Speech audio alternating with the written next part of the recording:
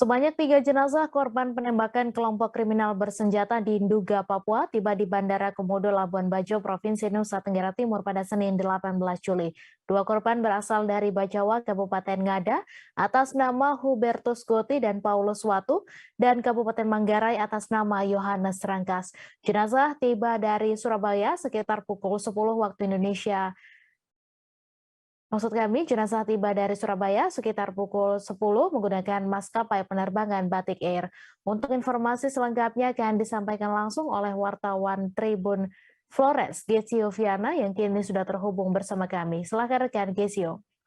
Baik, selamat siang rekan Mei, selamat siang untuk Tribuners dimanapun Anda berada.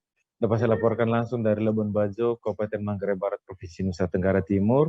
Sebanyak 3 jenazah korban penembakan KKB atau kelompok kriminal bersenjata atau Tentara Nasional Pembebasan Papua tiba di kargo Bandara Komodo Labuan Bajo pada Senin 18 Juli 2022. Ketiga jenazah merupakan korban penembakan pada peristiwa yang terjadi di Nduga, Papua pada Sabtu 16 Juli 2022 lalu. Dan ketiga jenazah merupakan warga dari Provinsi Nusa Tenggara Timur, di mana satu korban bernama Yohanes Rangkas merupakan warga Kabupaten Manggarai yang berumur 26 tahun, dan 2 lainnya berasal dari Kabupaten Ngada, yakni Hubertus Goti 41 tahun dan Julius Watu 23 tahun. Ketiga jenazah tersebut dijemput oleh pihak keluarga dan sekitar pukul 15 waktu Indonesia bagian tengah, ketiga jenazah telah dibawa oleh pihak keluarga ke kediaman masing-masing.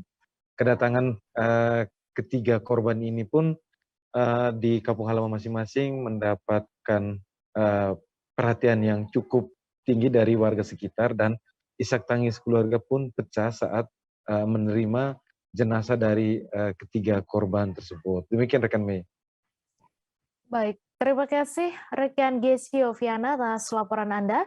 Dan Tribuners, wartawan kami juga telah menghimpun wawancara dari kakak ipar Yohanes Rangkas. Berikut tayangannya untuk Anda.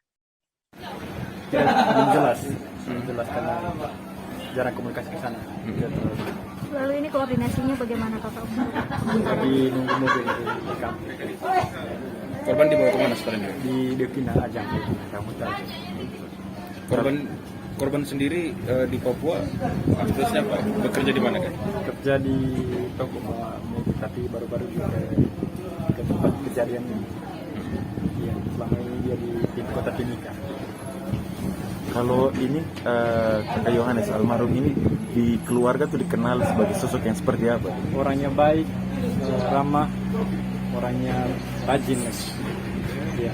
Sudah berapa tahun beliau merantau ke Papua? Sekitar 5 tahun. 5 tahun. Ya. Tapi tempat kejadian ini dia baru 1 bulan. Ya. Mungkin 1 bulan. Di tempat kejadian itu? Di tempat kejadian yang selama ini dia di kota Timika saja. Terakhir berkomunikasi dengan korban sejak kapan? Pas malam besok dia meninggal. Malamnya baru PC dengan keluarga di kampung. Informasi apa yang terakhir yang berkabar dengan keluarga? Baik-baik saja, tapi paginya kejadian itu. Terima kasih sudah nonton. Jangan lupa like, subscribe, dan share ya.